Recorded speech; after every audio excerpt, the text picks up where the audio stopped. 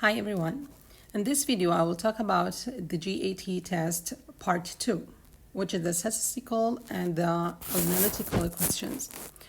So we will discuss the measures of central tendency, basic counting principle, probability, charts, Venn diagram, sequence, some types of sequence, mathematical problems, ratio, proportion, percentage, and scale drawing, also issues in movement and physics.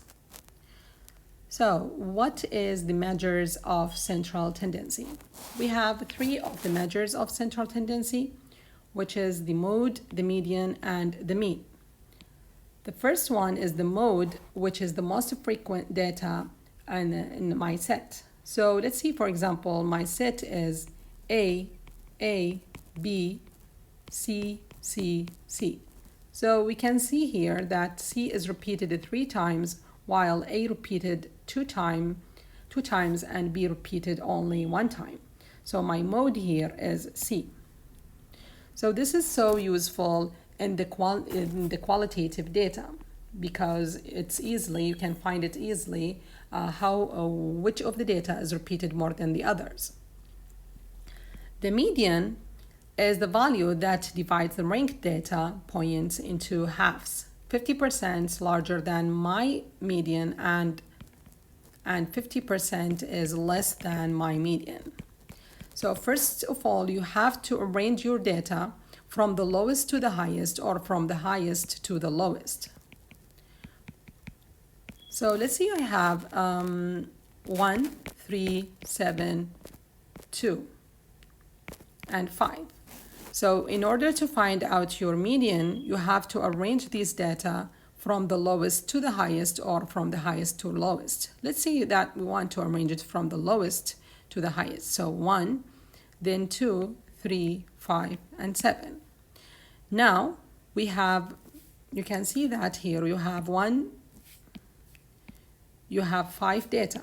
1, 2, 3, 4, 5. So the exact value that is located in the middle of the data is 3, which is my median. Let's see, I have another data here, which is 1, 7, 10, 5. You can see that here you have 4 data only, and after you arrange those data from the lowest to the highest, so 1, 5, 7, and 10, you can see that you have 2 values in the middle. So you have to add those 2 values and divide them by 2. So 5 plus 7 divided by 2 equals 6. So this is my median. So if you have an even number of data, you would have 2 values in the middle. So you have to find out the average of these 2 values. But if you have an odd number of the data, like this case, you will find only 1 data exactly located in the middle, and this would be your median. Now, what about the mean? The mean is the most stable measures, and it's the most popular measures that we used in our calculations. Okay, the formula of the mean is x bar equal the sum of x, okay, over n. Of course, n is the number of the data that I have, and x is the data. So we had to add those data together and then divide them by the number of the data to get my mean. For example, the mean of those values, okay, so we have to add 1 plus 3 plus 7 plus 2 plus 5, then divide them by 5 because we have 5 numbers here. And the numbers of these data, okay, so we have to add those data together and then divide them by 4 because they are 4.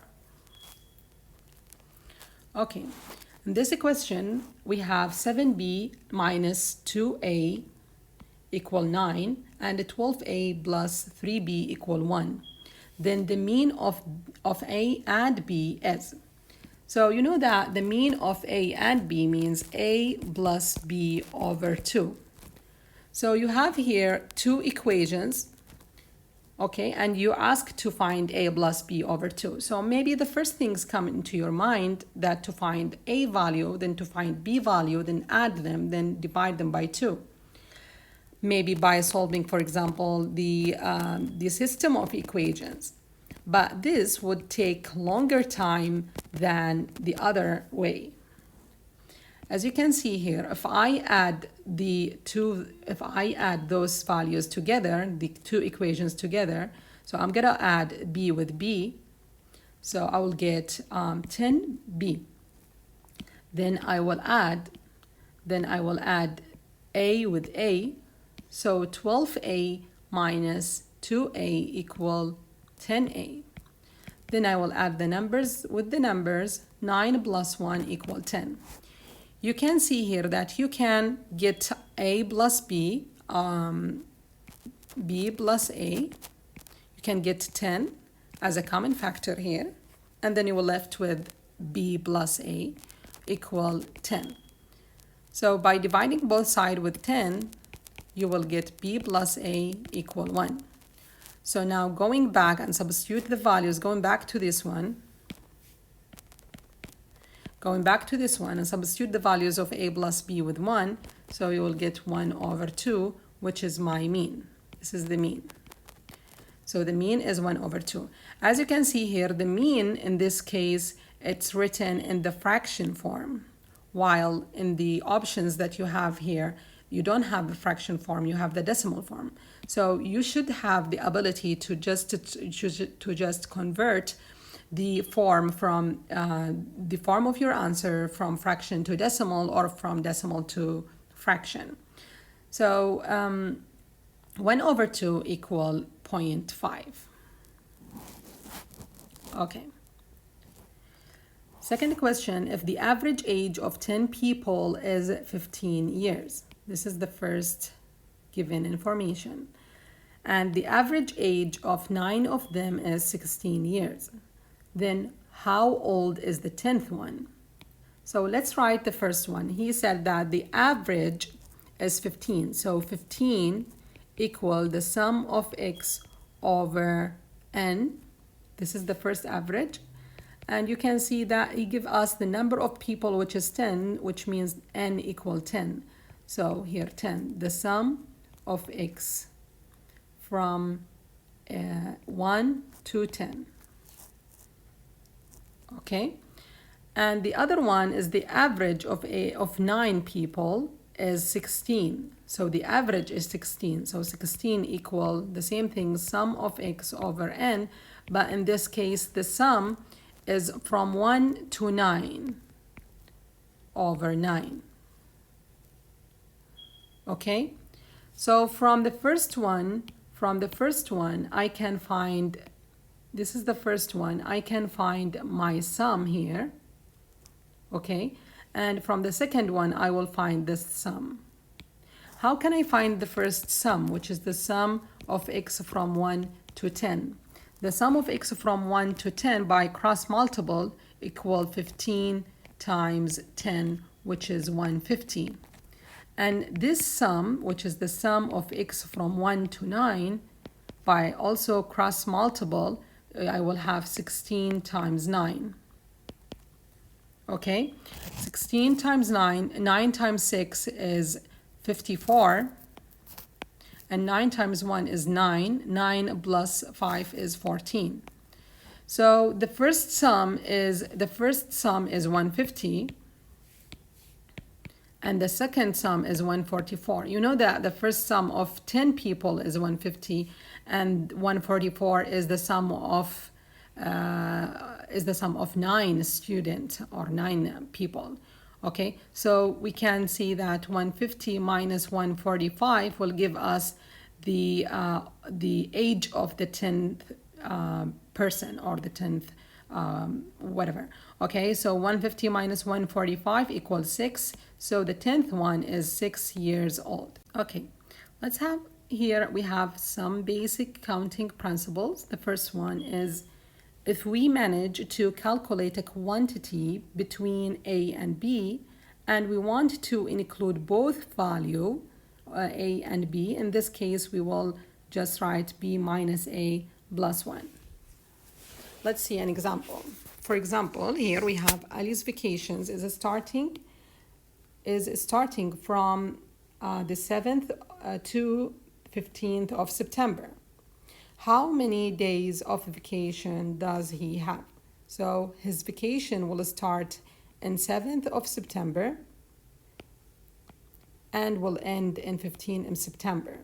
So of course the 7th of September and 15th of September would be included in his vacation, along with the days in between 7 and 15. So that's why to include his vacations, we will just minus 15 minus 7 plus 1, which equal 15 minus 7 is 8 plus 1, 9. So he will have 9 days as vacation. So we used a minus or b minus a plus 1 because we want to include a and b in my calculation. Okay, the second one is that we want to manage to calculate a quantity between a and b, and we will ignore both of them, so we will use b minus a minus 1. The example about this one is, okay, the example here, if Amal stood in the 3rd row of the school line and her friend stood in the 10th row of the same line, how many students would be between Amal and her friend? So Amal stood in the 3rd row and her friend stood in the 10th row.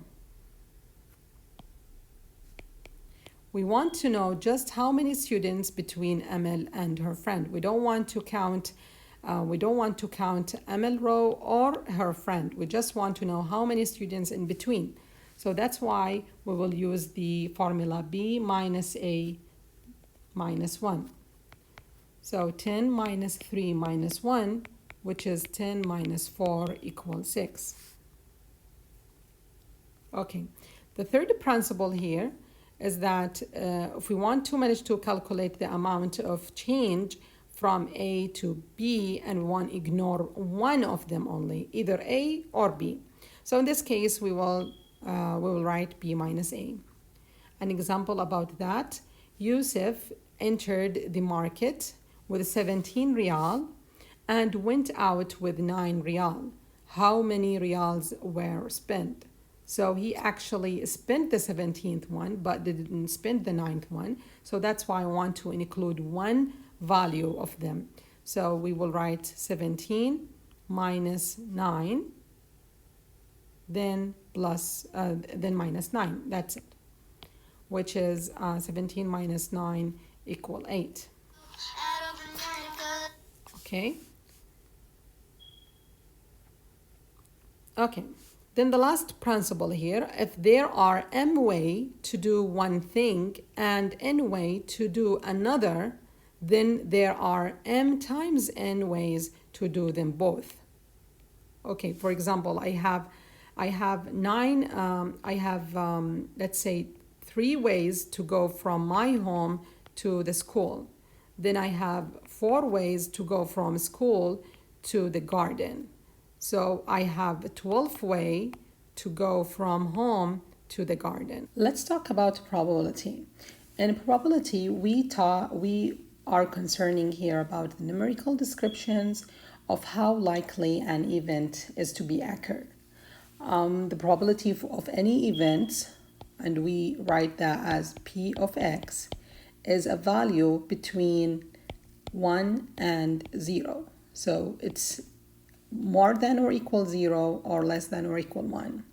So the lowest value that the probability of an event can take is 0, where if the event is impossible, and if the event is 100% going to happen and certain will be happen, so the probability would equal 1. So the higher the probability of an event, the more likely it's that this event will occur.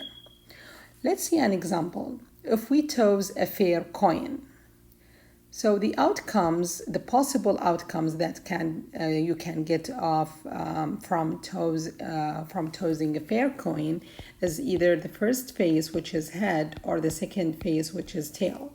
So since here we have two outcomes, so the probability to get the head is 1 because it can be occurred only one time, only one.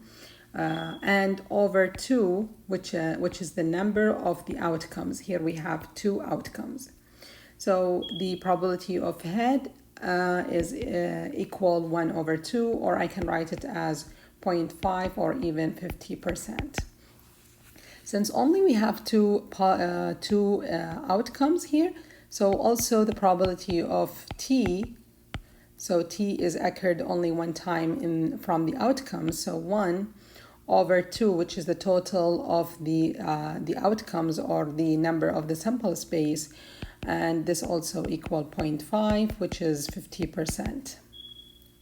Okay, so this is the basic informations about probability. Let's take an example here. We toss the dice once.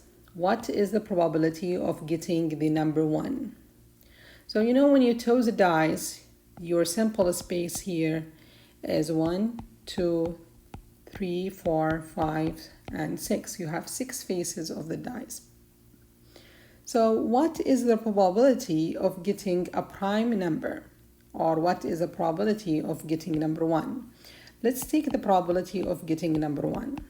How many times number 1 occurred in the outcomes? So only one time. And how many outcomes do you have in all? We have 6. So the probability of getting 1 is 1 over 6. What about the probability of getting prime number? The probability of getting prime numbers is the number of prime numbers. Here I have 1. The prime numbers is 1, 3, 2, 5. Okay, the prime numbers is 2, 3, and 5. So the number of prime numbers here is 3, and the number of the sample space, all the outcomes are 6. This equal, after we simplify the fraction, it would be 1 over 3. 1 over 2. You toss the dice once. What is the probability of getting the number 1? Let's see, when we toss the dice, we will get an outcome. So first, you have to list all the outcomes of tossing a dice. You know the dice, these that has six faces and each face with one number. Okay, so the sample space or all the outcomes is 1, 2, 3, 4, 5, and 6. Okay, now what is the probability of getting number 1? How many times number 1 is occurred in the sample space? Is only one time. So the probability of getting 1 is 1 over the sample space, the number of the sample space, which is 6. So over 6. So we can write the formula of the probability of an event X is the number that X occurred over the number of the sample space. Okay. Now let's see, what is the probability of getting prime numbers? You know the prime numbers is 1, 3, is 2, 3, 5, 7, and so on. But in tossing a dice, we have only 2, 3, and 5. This is the only prime numbers in the tossing dice. So 2, 3, and 5. So how many prime numbers do we have here? Only 3 numbers. So the probability of getting a prime is 3 values or 3 outcomes over the total outcomes, which is 6. And when we simplify 3 over 6, we will get 1 over 2. We can write 1 over 2 also as 50% or 0.5. Okay, Also here in tossing a dice, what is the probability of getting even number less than 3? So again, the simplest base is 1, 2, 3, 4, 5, and 6. If I said even, that I mean 2, 4, and 6, but since we have another condition which is less than 3, so I will ignore any values that is more than or equal to 3, and I will take only number 2. So the probability of that even would be 1, because this occurred only one time, over the total numbers of the outcomes, which is 6. Okay, we have here permutation and combination. Now, what's the difference between permutation and combination? In permutation, we are trying to arrange an object or a numbers in order. So, for example, if I have, I have the set of numbers 1, 2, 3, and I want to arrange 2 of those or choose 2 numbers out of those numbers. I can choose 1 with 2 or 2 with 1. And these 2 choices considered different. While in the combination, okay, I choose here I select the objects or the numbers from the group of the objects or numbers, and such that the order of those objects doesn't matter. So 1 and 2 is the same as 1, 2, and 1. Okay, let's have an example. Let's say, for example, I have in my class, I would choose 2 students, such that the first student would be the president and the second student would be the vice president. So if I choose Ali to be the president and Muhammad to be the vice presidents in the first choice, I have another different choice where Muhammad is the president and Ali is the vice president. Okay, so in this case, the choice Muhammad and Ali is different than the choice Ali and Muhammad. But in the combination, this choice, I care just choose 2 students no matter what. So if I choose 2 students out of the class, okay, to help me in something, so I don't care if I choose Ali or Muhammad or Ali, the order doesn't matter here. Okay, so now what is the formula to compute the permutation and the combination? Okay, if the group that I would choose from consisting n values, and I want to choose r values out of this n, so the permutation, okay, so n chosen r is the n factorial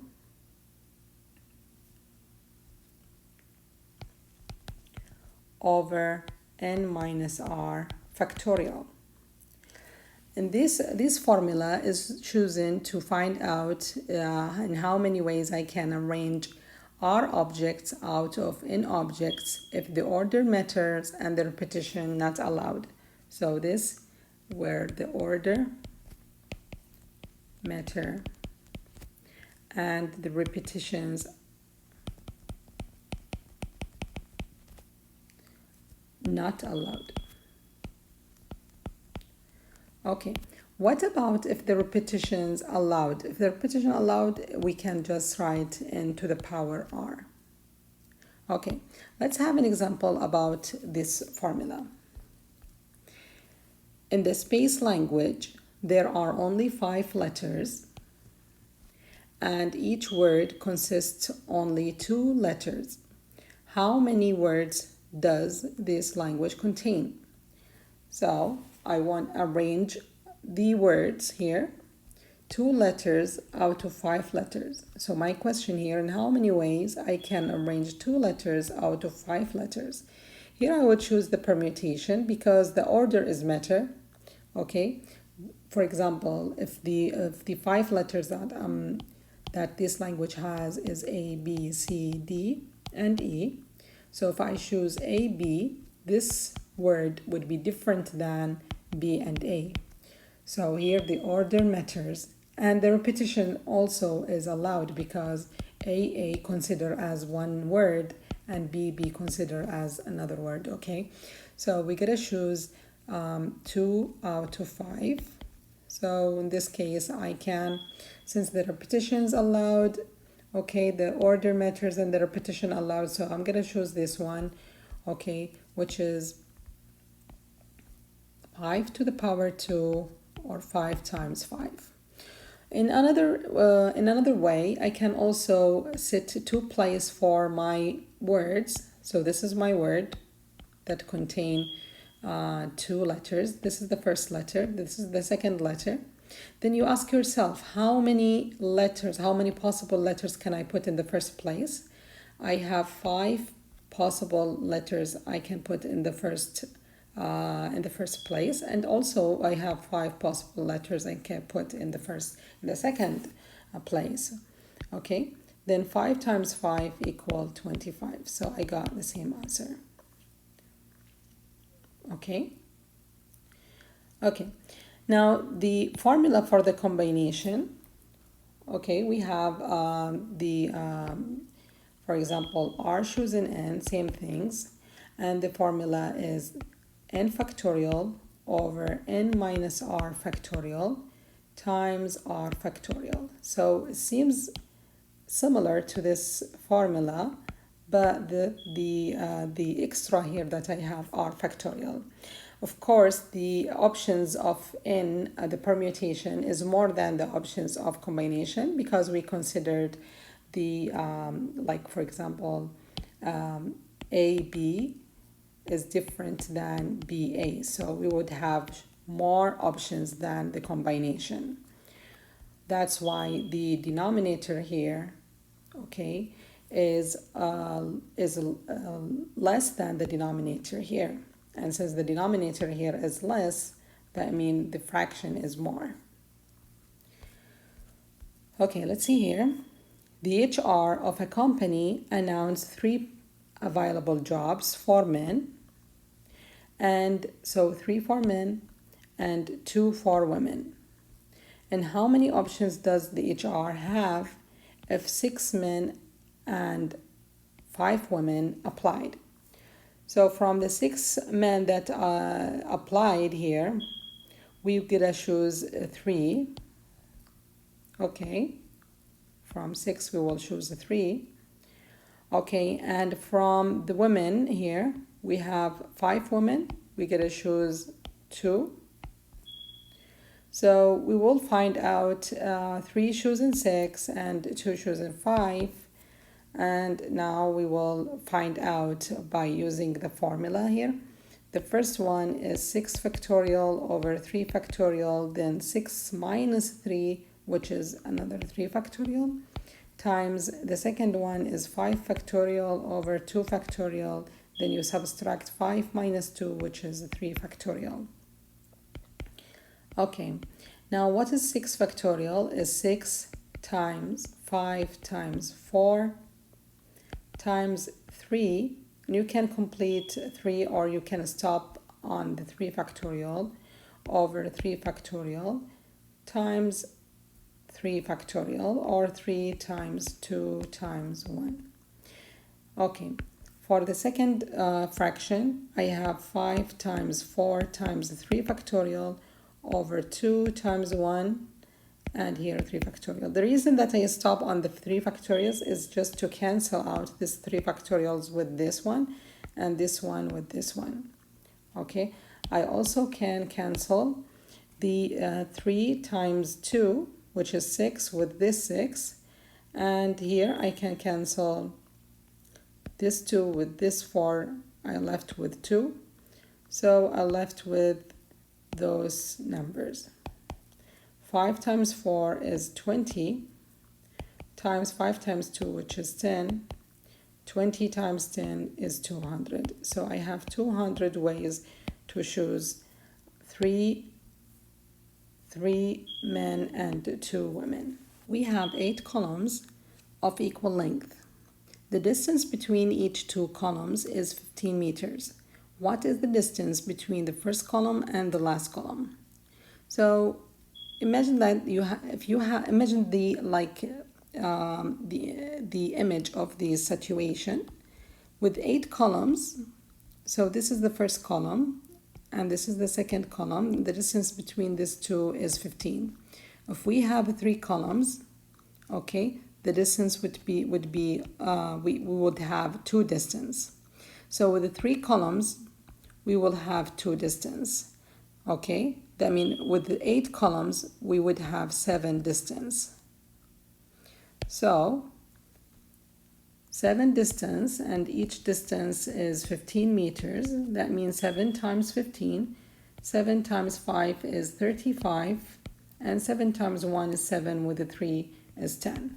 So the answer is 105.